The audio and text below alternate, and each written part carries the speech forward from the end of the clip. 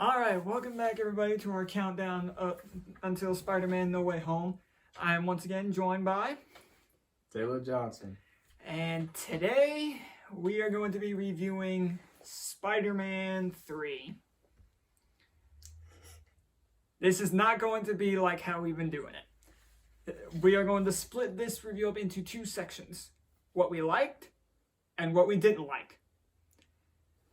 This is really the only review that's maybe going to be like that. Because aside from this, I'd say some of the more disliked Spider-Man movies are probably the Andrew movies, I would say. But I like those, but we'll end up seeing. So, starting off with Spider-Man 3.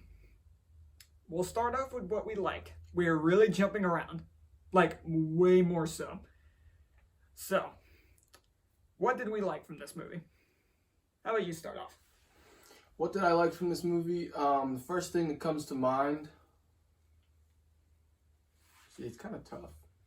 Because there's so much that goes on in the movie. It's like you have to really concentrate on what was good. I like the Sandman. I love the character. I wish he was the only villain. Yeah. Honestly, yeah. Well, yeah. I feel like maybe at the most I would say maybe Harry in there as well. At most. Mm-hmm. But I feel like this movie would work just as fine without, well, just with Sandman. Let's see what else was there. The swinging is still fantastic. I will say this. The scene where he saves Gwen, I thought that scene was shot beautifully. Yeah, I was watching that last night and I was just like, oh, that is tough. That is just solid hero work. Yeah. It's like you know what I mean?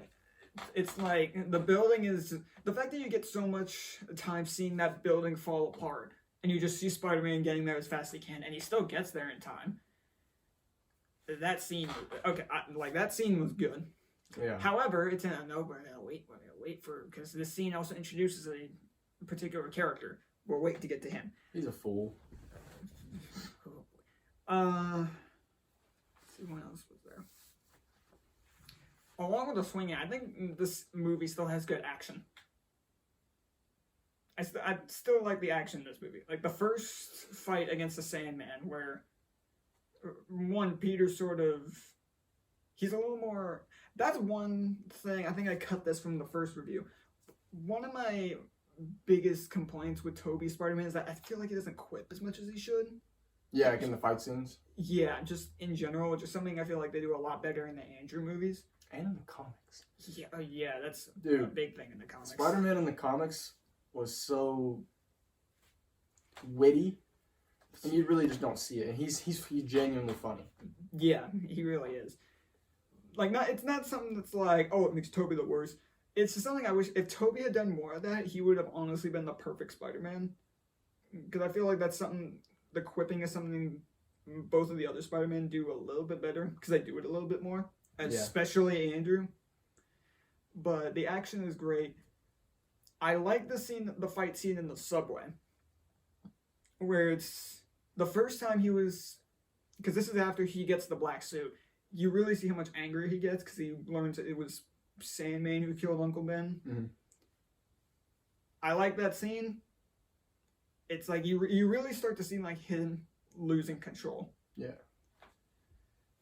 Let's see what else. Well, I guess now we can sort of talk about the overarching theme, because every Spider-Man movie has an overarching theme, at least in this trilogy, and I love that. Like, oh yeah. You know, we can complain about little stuff all we want, but that was pretty consistent throughout this trilogy, and I liked it a lot. Oh yeah, I can definitely agree with that. Because it's not so much like, it's kind of what distinguishes superhero movies from just regular action movies. Because regular action movies is just solely about the action, but like you really learn like lessons through Peter Parker's eyes in this trilogy. So yeah, I mean, this one was about like revenge, like like that's not how you don't want to honor Uncle Ben, and how much power can consume somebody. And also you kind of have to think about like don't get too high on your horse. because that's exactly what happened. Like he got so prideful, and it just got, pride comes before the fall type of theme. Because the beginning of this movie was pretty much The opposite. The exact opposite of what we just had in Spider-Man 2. Like, Peter is living the life. He's constantly on time for his classes. He is loved by everybody in New York. He has a parade dedicated to him. And it's like you have so much of this stuff, which is the exact opposite, which I like that part, actually. Where it's like you see where he went from the second one to the beginning of the third one.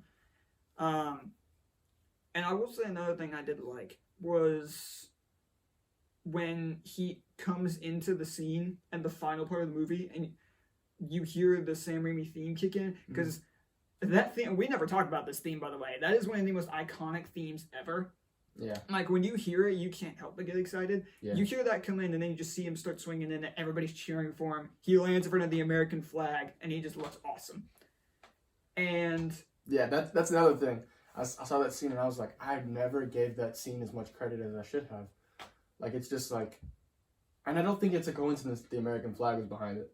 Yeah, I really don't. It's just like, it's just everybody. Because that's everybody loves Spider-Man, and it you kind of see, that towards the end of the movie, like he lands behind the American flag or in front of it, and everyone's just like, yeah, because of course his suit is red, white, and blue. I may be looking a little too far into it, but I also like how that's the first time he got rid of his symbiote. So that's like the return of Spider-Man, right? Because obviously with him having the black suit, he's been not quite himself. So when he lands in front of the American flag in his classic red and blue suit, it just looks. It was such a good scene, and this is something that sort of straddles the two. But it's something that's on and on because it's such a big part of this movie. I really don't know how to feel about this black suit. Like, it's just it's a couple of small tweaks to, like, the islands and the logo, but it's really just a black version of his main costume, and I don't know how I feel about that. I mean, like, I think that was the point, though. I don't think he was, like, going for anything different other than, like, just a dark version. Yeah. I feel like one thing that, because they had prototype versions with the actual comic black suit.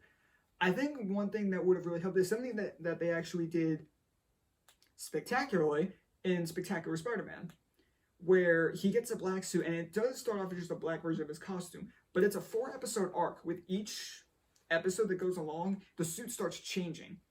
So, like, in the second episode where he has the suit, the white logo starts getting a little bit bigger. And then the third episode, he has no webs, and it's like the one from the comics. And then fourth episode is when he gets rid of Venom gets, and that's the end of season 1.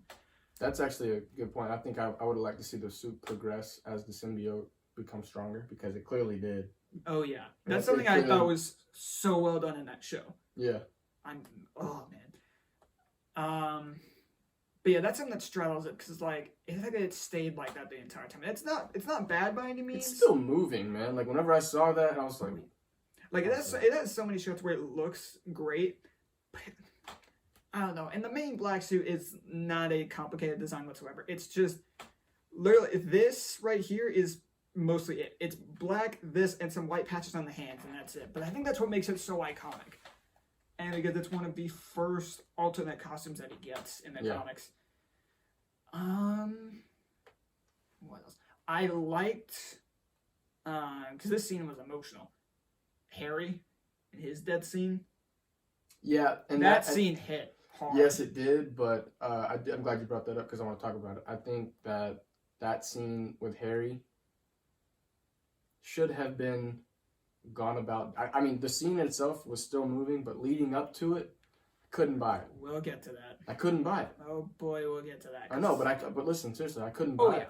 Oh yeah. Like, that scene and the way they ended that Peter-Harry relationship with this movie, I cannot accept it. Like, I'm not okay with it because they were already lazy enough with it in the first two movies. Well, the first one was good. The second one, they were kind of lazy with it and they didn't touch on stuff, and it kind of ticked me off. I was like, whatever, okay, I'll get past that. And then I figured maybe they'll come through with this third movie, but they made it even worse. They ruined it. Like, you just miss out on so much of that relationship, and that relationship is what everybody kind of came there to see. Yeah, because that was, aside from maybe Venom, that was maybe the other driving force of this movie, because he starts off like going to attack Peter, because another thing, Peter is trying to propose to Mary Jane, and big train wreck. But then Harry comes in nowhere and attacks him, and you get this big fight all throughout New York. They're trying to stay like, or they're staying like high enough to where nobody can really see it's Peter, or if they aren't high enough, they're moving fast enough to where it's like nobody would be able to tell. Solid action. Oh yeah, that was another good scene. But you have stuff like that, and then it's where he's like, "Listen, man, I didn't kill your father." Oh, it's like, oh, now you try doing this. He's trying to kill you, and now you try doing this, as opposed to, I don't know, when he didn't have any of this, and you were just in the room with the two of you, and he ripped off your mask. You couldn't have done it then. Oh, okay. Couldn't have figured it out then, instead of like, I get it. You wanted to save Mary Jane, but all it took was literally just a couple of. All it takes is, I didn't kill your father. We're best friends. Stop being an idiot. That's literally all it took. It wouldn't have taken that. Like, Mary Jane could have waited a little bit for you to explain that to him. Because when Harry comes in and saves Peter from almost getting killed, like, that scene onwards is such a good scene. Because, like, you have them helping each other out throughout the fight. Like, the lead up to that was awful. But at least when they got to the point, it was so good. Because they're helping each other out. And I love the scene where they're going straight down. Like, Mary Jane's falling. And he's like, "Is this thing going anymore? Hang on." To what? Yeah. That scene killed me. But Sandman's backstory is so good.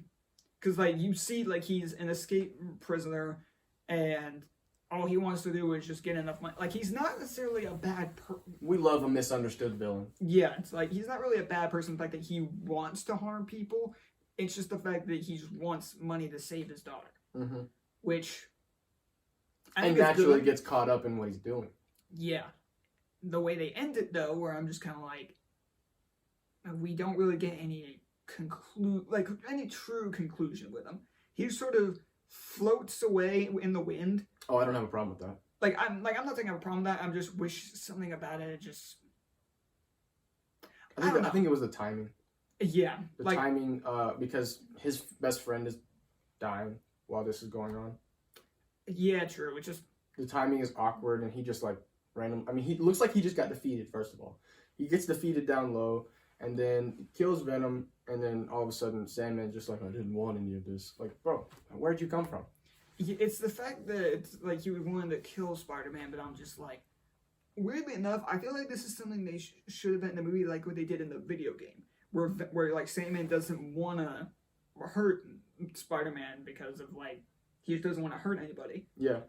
But in the video game, Venom kidnaps his daughter, and that's why that happens. So it's like, I don't know. It's something I wish they had done that way, because like the game's not that great either. Like, it's nostalgic, but I'm just kind of like, Well, let's talk about. You know what? This is the negative part. Let's talk about the negative. Yep. I'm just gonna open up with, this was such a disaster. It really was. Like, it was, again, like I mentioned in the past review, it was not as bad as I thought it was on rewatch. But even rewatching this with Lucy, we both agreed this film drags on for way too long. It feels like it goes on forever. Because their idea was to, make this the biggest one yet, but they did it lazily. Because they screwed up, and they could not, tie up loose ends. They could not, especially with how it was set up and like who got what screen time, and it was too much. Yeah, like this movie did not handle its villains very well, because like, now obviously a movie having too many villains is not an automatic death sentence, because there are plenty of movies that do that really well. And Spider-Man No Way Home, fingers crossed. Oh yeah, let's hope so. But even going to other Spider-Man movies that have lots of villains, like Spider-Man Homecoming has several villains, but that handles it really well, because you're either small lackeys like the Tinkerer, bigger ones like Shocker, or the main one with Vulture. And you have ones like, this isn't really a fair comparison, but you have Into the Spider-Verse. Mm-hmm. It has 6. Yeah. The Sinister Six is going to be a very tall task, but what I like about how they set up the Sinister Six for No Way Home is that we already know these characters.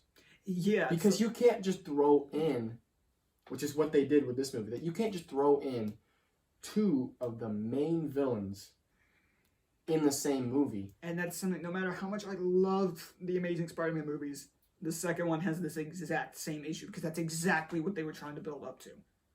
We'll talk about that later. Oh, yeah. But it's like, one thing I really, and let's get him out of the way now. Venom.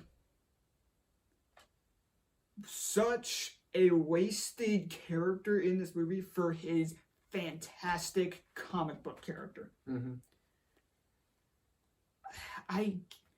You can tell he was not planned, because he straight up wasn't. Sam Raimi was originally going to do this movie without Venom. Sony pretty much told him, like, no, you have to do Venom. It's like Sony's interference is always what kills these movies. Because they try to push a bunch of extra stuff in, and Venom as a character was just... He was barely there. He was not likable. I did not like Topher Grace's Venom. I'm sure he's great in other things. Like, I've had a couple people that I know personally that said, like, oh, he's great in, like, that 70s show. Sure. You know who you are. I know, I'm talking about one specific person. You know exactly who you are when I bring up that 70s show. But... I mean, he's a good actor, but no. It's just, this was my introduction to this actor, and it really hurt him. Because I'm just like, I did not think he was good in this role. And when he becomes Venom, it's just like... You see in so many other Venom adaptations, like in so many of the shows, like going back to Spectacular Spider-Man, when he becomes Venom, he is big. He is huge. Big. Yeah. Even in just anything else. If you look at him in any of those, you look at him in some of the video games, you look at him in the Venom movie. He looks like a weak, like, you know those weak-builded Ultrons? Yeah. That's what he looks like with, like, a Venom face. He really does, because, like... He looks like a tattered, like, Ultron. Because, like, just looking at this, I'm just like, Topher Grace looks skinnier than Tobey Maguire. True. Even after he gets the symbiote, like, even when he becomes Venom, I'm just like, you don't feel like Venom. And, like, this is something I hated. Every time he talks, his face peels back to show him. What's the point of the Venom face if you were just going to constantly peel back to reveal your actual face, and we barely get any... We get maybe 2 seconds at most of actual screen time of the Venom suit actually talking, like him talking through that suit. So much wasted potential. Should not have been included at all. I hated that, and it didn't feel like Venom was a separate character. I like the... Okay. Like, I mean the symbiote from Eddie. It really, like... That's what I'm talking about, symbiote from Eddie. That's what I don't like about it. I will go ahead and go on record and say that they did not totally drop the ball with the symbiote and Peter. They did not totally drop the ball with that. Because that played into the theme of the movie very well, in my opinion. I think that obviously there were mistakes made, but the overarching thing with the Peter symbiote relationship was, it was still a good concept, and I'm glad they included it. I just am so upset on how it all played out. Yes, I will say that particular aspect where it's like you see the symbiote corrupting him, like making him more aggressive. How freaking ever. And this can sort of straddle the line between like being fantastic but being awful at the same time. Emo Peter Parker. Bully Maguire, baby. Oh my God. This is something like it's so bad it's good. But it's so bad that it's good because it's such a meme. Because of people like us. We can watch this for the 100th time and just laugh at it now. But like realistically, if you're a director and you want to make a character like Bully Maguire, just don't. You can't do it. You can't do it right. They didn't do it right. Maybe you could do it right. They could do it. It's just the fact that they did it wrong. Like that one scene, I'm just like, every other scene with him in the symbiote, I think is fine because like you see him start corrupting him like the symbiote normally does. But that scene is like, it's hard for me to remember those scenes you were talking about because that one scene of emo Peter Parker, because like you have the music, you have him walking around doing the friggin' finger guns, and I can't like remember any of that or really take. Oh my! I forgot about the bar scene. Let's talk about that. Oh, wait. That scene, I'm just like, it scenes like this where I'm just like, you can't be serious. You really can't. It's like if it were just the emo Peter Parker scene, it might have been gotten a little acceptable, maybe. But then you add this entire scene in there for no reason. I'm just like, I don't know what Peter's point here was. Like, what was your point in doing this? Well, I mean, it's just like it's like cheesiness on steroids, like cheesiness, immaturity, and like all the things that make Venom do this to Peter on steroids. Like it's cringy. But I think what their idea was, which again, this is not me defending them. Their idea behind it was, okay, Venom is making him act a certain way, but you take, all the evidence from the previous movies and how everything is already a decent, it's decently cheesy. But then there's a different, but it yes, as it should. But then they take it and they make it cringy by amping it up to the max. And like having him do all these, just dance all throughout the bar. And like, what? I'm also looking at this. Is this a musical? Like, and yeah, I'm just sitting there like, yeah. You're trying to dance, but that, like, you do get scenes afterwards, like, when like a bunch of people are trying to like escort him out, he like beats all of them up and then hits Mary Jane by accident. That's a good scene. We will get to her in a freaking second. That's a good scene though. That's a good for like Peter's development. That's the thing. Like if it were just that, like if maybe they took out that entire stupid dancing scene, just had him like sitting there, and then like have like some random drunk people come over and like maybe accidentally knock into him and he gets a little too angry with them. If it had just been that, it would have been great. Because he still would have realized where he was wrong either way. Yeah, because it's the scenes, it would have just been shorter because like Mary Jane still would have gone over to try and stop him. Mm-hmm. He would have hit her by accident, and it's like at that moment I thought I was like, all right, I have to get this thing off. Yeah, I am infuriated with Gwen Stacy in this movie. The fact that she comes out of nowhere and is the way she is. Yeah, that's not right. That's not how it's supposed to be. That's not my Gwen Stacy. We will get her in the next movie. Yes, we will. Just for they just deny. Hear the sad music. It's just, oh my gosh, and that. Like, yeah, I say emo Peter Parker is one of the worst parts about this movie, but you have so many. I'm trying to think of some other things first before I get to the biggest thing. But it's the fact that it feels like this movie doesn't have really. It doesn't feel like it ends on really a good note. Like, at least to me. It doesn't feel like it ends in, like, something like. Yeah, first of all, let's talk about the very end scene. Stupid. It's stupid. I really don't understand that scene. She's just singing, "I've given up on love," and then they just dance it out. Like, what? Because it's like you have some scenes where like Peter like constantly tries to propose, and because Harry loses his memories at some point, and then he eventually gets them back, and it's like, you knew this was coming, Pete. Yeah, you have that, and then it's also like he's like, if you want Peter to live, you're gonna do something for me, and makes her, like straight up makes her break up with him pretty much. Mm-hmm.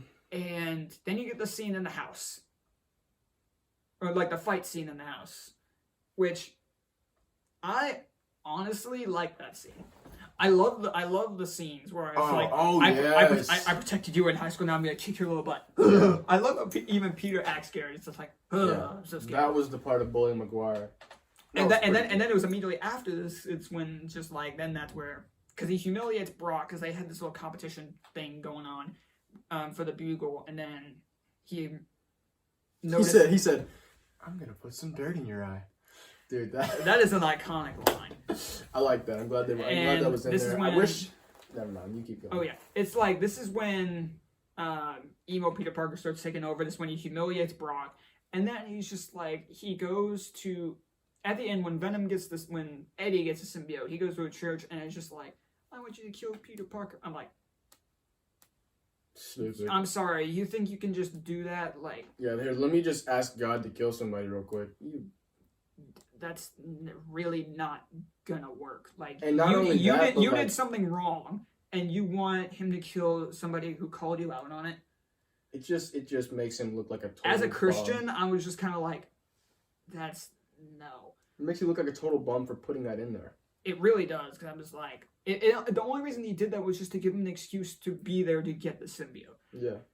I don't think there is anything else. So, let's get to my biggest issue with this movie, and this movie exemplifies why I think this particular character... Why you've been complaining about it? Why I've been complaining about it all the way up till now. Freaking Mary Jane. I cannot stand her in this movie. She is at her worst. Because, like, everything we have complained about, they ramp it up to 3,000. And I'm just like, they made her extremely whiny. They made her extremely selfish. They just made her the damsel again. This is the third movie in a row where she is the damsel in distress. It's tiring at this point. That's why I love the next two movies so much, because it's just like, she isn't the damsel. Like, New York is the damsel, for crying out loud. Yes. And that's the point. Yeah, it's... Spider-Man is New York. Oh, it's like, you had such... Like, how do you start from a great movie like that and then crash and burn so hard that you indent the concrete? Yeah. It's like, Mary Jane's character is like, once again, this is Peter being stupid, even before he got the suit, with doing the upside-down kiss with Gwen at the parade. Okay, well, this is a good segue to talk about... let's talk about what led up to Peter's disaster of a proposal.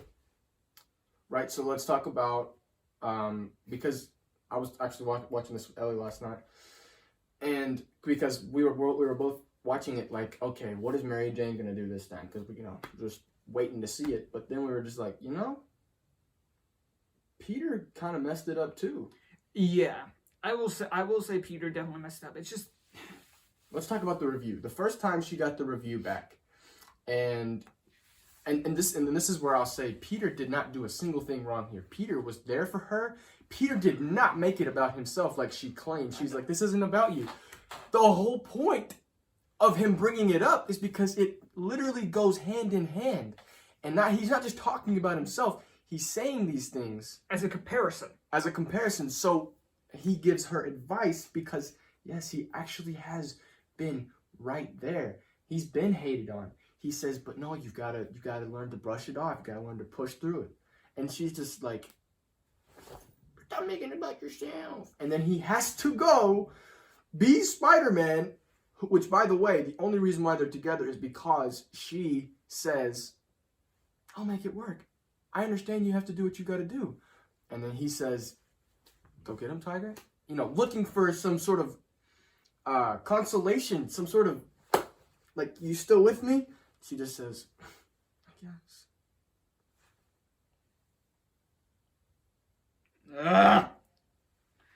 Like, that scene in particular, I'm just like, they went about this the wrong way, because I'm just like, he wasn't making it about himself. He was just making a comparison, like you said. Mm-hmm. But it's just, they went about it the wrong way, and then Peter really, really, really did not help by doing that upside-down kiss with Gwen. Like, I get it. You wanted to give the audience something to cheer on about, but they just, like... At the very least, they should have...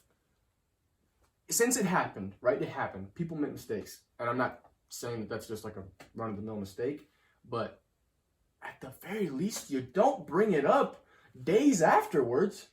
Like, if I'm Mary Jane and I see that happen, and I'm in a relationship, which, by the way, like, yeah, a lot of people who are watching this movie are in actual relationships, and they're like, what's going on? Because that's not how you handle it. You have to actually effectively communicate problems. And this is, again, Peter's first relationship. So I'm not putting it on Peter, because Mary Jane is responsible for saying, I have a problem with that. Not letting it fester and build up and spew over into this disaster of a proposal. At the worst possible time, too. It's like the fact that she brought it up then.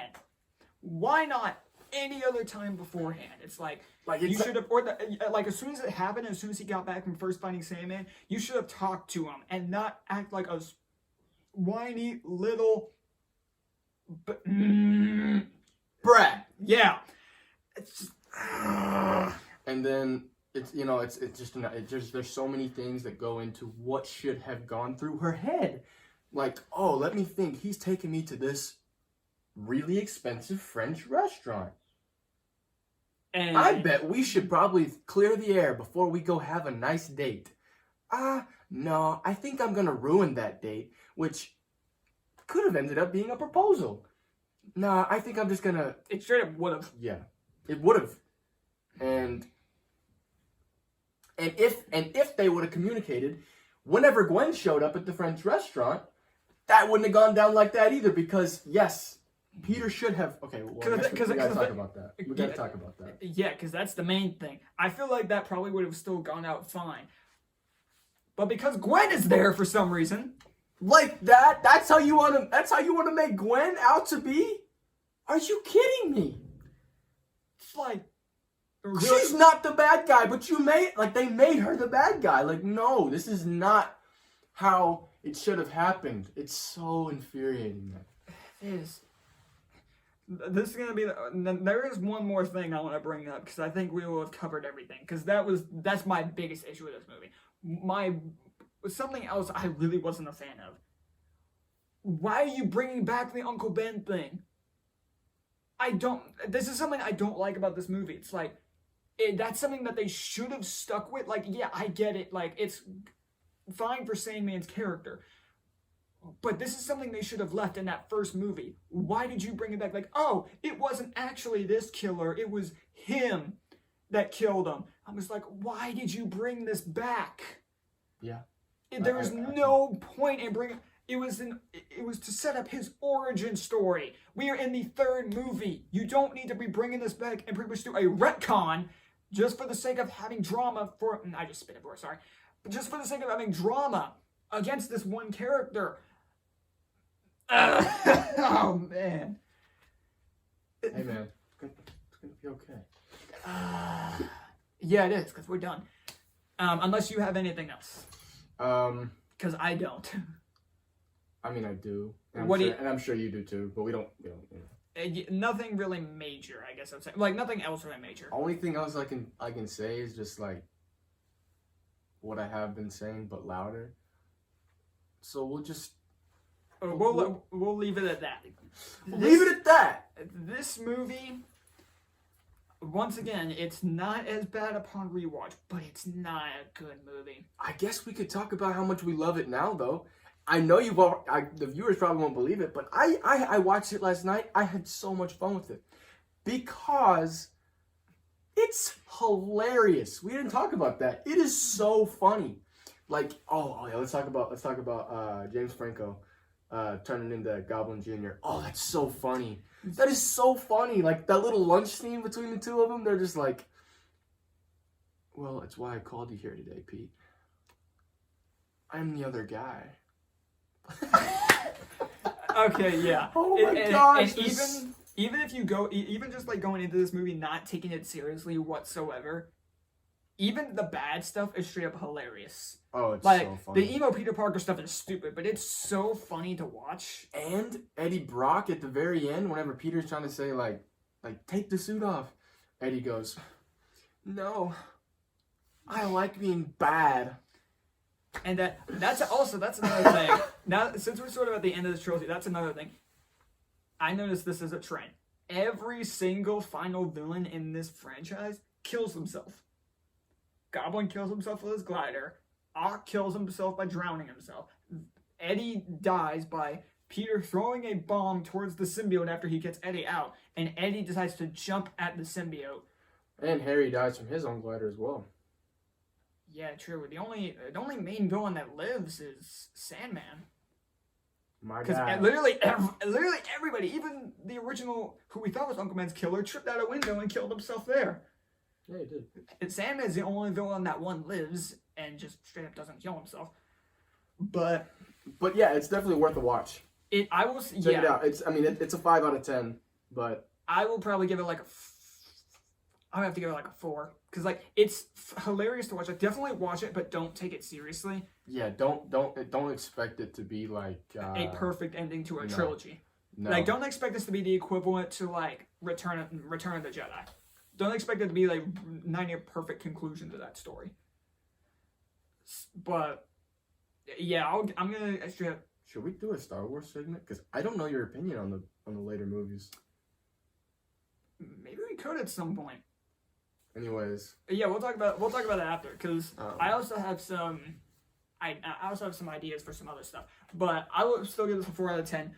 Watch it just at the bare minimum, make fun of it, and if you have seen it and you like it, good for you. Enjoy the action. Oh yeah, like if you think this is the best Spider-Man movie, all more power to you.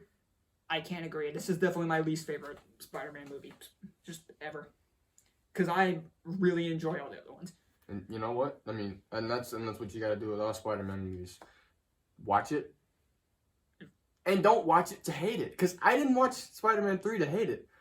I'm just not blind. Yeah, like when I rewatched it, I went in with a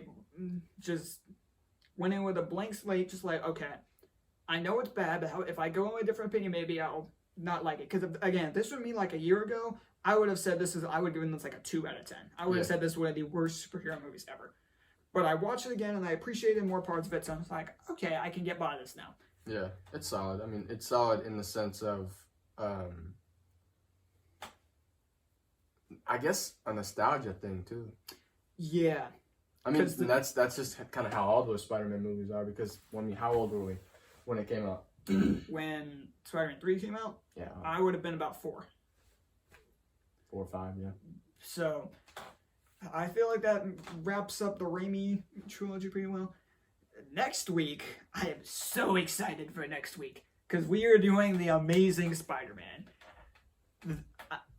I am so excited for this movie because it was this movie that got me hooked on Spider-Man as a character. Really? I saw this movie and I got so hooked on him. I went back because I'd watched the Raimi movies beforehand, but I was a purely Iron Man fan. And then I watched this when it came out in theaters, and I was like, "Oh, Spider-Man sounds pretty cool." Then I got trapped. So, yeah, I'm so excited for Amazing Spider-Man next week. I'm excited for both of them. Yeah. No, I love I love the TASM 2. Oh yeah, those 2 movies were I loved both of them. So I feel like that'll wrap that up. Really quick, I want to pose a question to everybody. So I was thinking of putting this on my Instagram story, but I'm just kind of like, I think I'll put it here instead. So I am honestly considering maybe doing another countdown of sorts, maybe, or maybe just like something relating to them, because there are two franchises that have 2 new movies coming out in the coming months. And I'm thinking of either doing, I'm not sure if I want to do like a countdown review or just straight up like review the movie and then do all the ones after that. What do you guys think of seeing reviews of all of the Scream movies and or all of the Batman movies? Because there's a new Scream movie coming out in January, like this coming January, and Robert Pattinson's Batman. I'm for the Batman, personally. Oh yeah, those, because I've seen all of those too. And I recently just watched all the Scream movies. I'm sure that's going to be very surprising to people to hear, and not something anybody would have expected. Let me know down in the comments what you guys think about either, because without a doubt, I am doing reviews of both of those movies when they come out. Without a doubt. But if you guys want reviews of every other Scream movie and or Batman movie, let me know in the comments. But thank you all for joining us for this review of Spider-Man 3. Stay tuned for next week where we do The Amazing Spider-Man. And oh boy, I'm excited. So, but anyways, thank you all for watching. This video ended up being longer than I thought it did, but I guess we had a lot more rants than I thought. So, thank you all for watching. Join us next week for The Amazing Spider-Man, and see y'all later.